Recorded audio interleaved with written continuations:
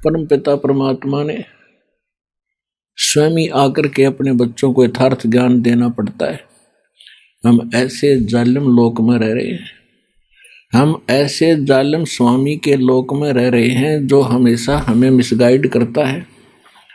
हमें दुख के अतिरिक्त वो कुछ नहीं दे सकता और हम उसको अपना मालिक मानकर अभी तक उसी की पूजा और उसी के पुत्रों को भगवान मान के आश्रित रहे, जिस कारण से हमने असंख्य जन्म हो गए यहाँ पर जन्म और मृत्यु के कष्ट को उठाते हुए। तो परमात्मा ने आके हमें ज्ञान दिया है कि जिस लोक में आप रह रहे हो ये लोक आपका नहीं है, ये घर आपका नहीं है, यह संपत्ति आपकी नहीं है। यह भूल भारी लगी है आपको क्योंकि आपको सत्संग नहीं मिला। उसके विषय बताते हैं कि जब काया तेरी है नहीं या माया कहाँ से हो।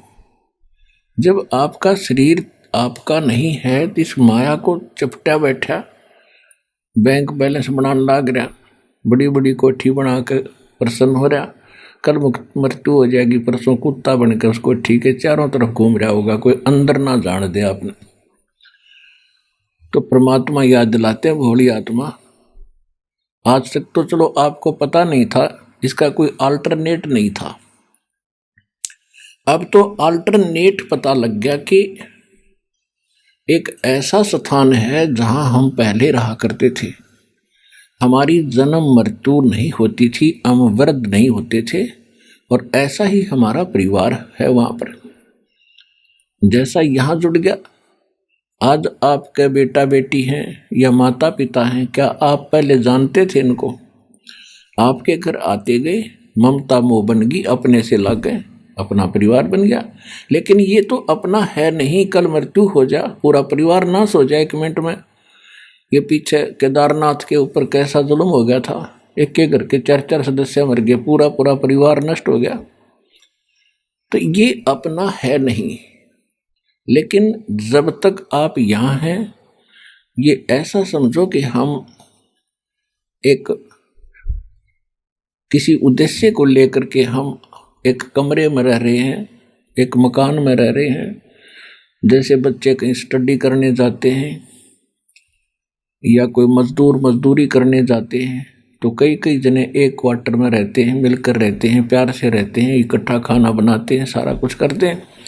तो ये तो इतना ही साजबाज है आपका कि आपका इन बच्चों का कोई संस्कार है पीछे का। और वो किस्मत वाले बच्चे हैं जिनका पूरा परिवार मालिक से जुड़ जाएगा। आपके बच्चे सुरक्षित रहेंगे, आजीवन आपके साथ रहेंगे जब तक आपकी मृत्यु नहीं होगी। और मृत्यु के उपरांत फिर सारे के सारे सतलोक चले जाएंगे। ऐसे ही धीरे धीरे वहाँ आपका परिवार बन जाएगा।